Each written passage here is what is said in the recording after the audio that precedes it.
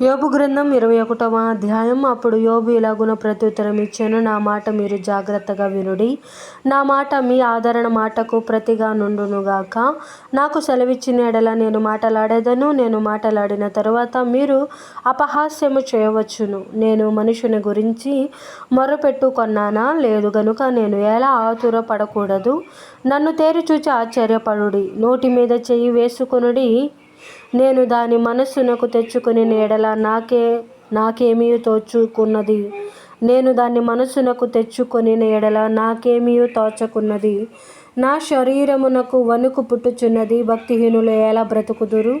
వారు వృద్ధులై బలాభివృద్ధి ఎలా నొందుదురు? వారుండగానే వారితో కూడా వారి సంతానము, వారు చూచుచుండగా వారి కుటుంబము స్థిరపరచబడుచున్నది. వారి కుటుంబములు భయమేమీ లేక క్షేమముగా నున్నవి. దేవుని దండము వారి మీద పడుట లేదు. వారి గొడ్లు దాటగా తప్పక చూలు కనును. వారి ఆవులు ఈచుక పోక ఈనును. వారు తమ పిల్లలను మందలుగా బయటికి పంపుదురు. వారి పిల్లలు నటనము చేయుదురు. తంబుర స్వరమండలములను పట్టుకొని వాయించుదురు. సానిక నాదము విని సంతోషించుదురు. వారు శ్రేయస్సు కలిగి తమ దినములు గడుపుదురు. ఒక క్షణములోనే పాతాళమునకు దిగుదురు. వారు నీ మార్గములను గూర్చిన జ్ఞానము మాకక్కరలేదు, నీవు మమ్మను విడిచిపొమ్మని దేవునితో చెప్పుదురు. మేము ఆయనను సేవించుటకు సర్వశక్తుడగు వాడెవడు? మేము ఆయనను గూర్చి ప్రార్థన చేయుట చేత మాకేమి లాభము కలుగును అని వారు చెప్పుదురు. వారి క్షేమము వారి చేతిలో లేదు. భక్తిహీనుల యోచన నాకు దూరముగా నుండునుగాక. భక్తి శూన్యుల దీపము ఆర్పివేయబడుట అరుదు గదా. వారి మీదికి ఆపద వచ్చుట బహు అరుదు గదా.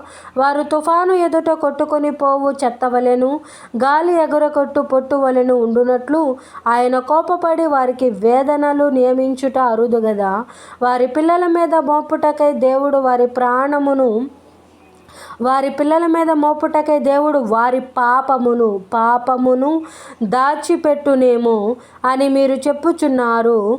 చేసిన వారు దానిని అనుభవించున్నట్లు ఆయన వారికే ప్రతిఫలమిచ్చునుగాక. వారే కన్నులారా తమ నాశనమును చూతురుగాక. సర్వశక్తుడగు దేవుని కోపాగ్ని వారు త్రాగుదురుగాక. తమ జీవిత కాలము సమాప్తమైన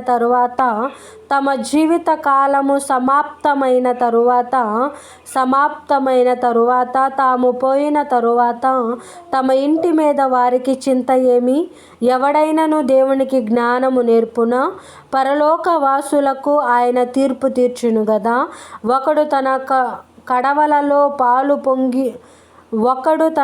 కడవలలో పాలు నిండి ఉండగను, తన ఎముకలలో మూలుగా బలిసి ఉండుగను, సంపూర్ణ సౌఖ్యమును నెమ్మదియు కలిగి నిండు ఆయుష్యముతో మృతి నొందును.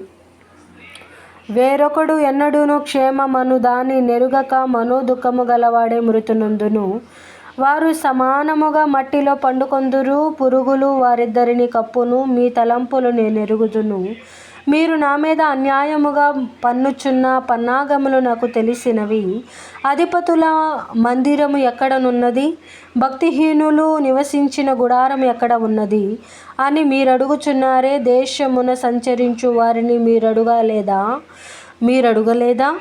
వారు తెలియజేసిన సంగతులు మీరు గుర్తుపట్టలేదా? అవి ఏవనగా, దుర్జనులు ఆపత్కాలమందు కాపాడబడుదురు, ఉగ్రత దినమందు వారు తోడుకొని పోబడుదురు. వారి ప్రవర్తనను బట్టి వారితో ముఖాముఖిగా మాటలాడగల వాడెవడు? వారు చేసిన దానిని బట్టి వారికి ప్రతీకారము చేయువాడెవడు? వారు సమాధికి తేబడుదురు. సమాధి శ్రద్ధగా కావలి కాయబడును. పల్లములోని మట్టి పెళ్ళలు వారికి ఇంపుగా ఉన్నవి. మనుష్యులందరూ వారి వెంబడి పోవుదురు. అలాగుననే లెక్క లేనంత మంది వారికి ముందుగా పోయిరి. వారు చెప్పు ప్రత్యుత్తరములు నమ్మదగినవి కావు. ఇట్టి నిరర్థకమైన మాటలతో మీరెలాగూ నన్ను ఓదార్చజూచెదరు. దేవుడి పరిశుద్ధ వాక్యములను క్రింద భద్రపరిచి దీవించునుగాక. ఆమేన్.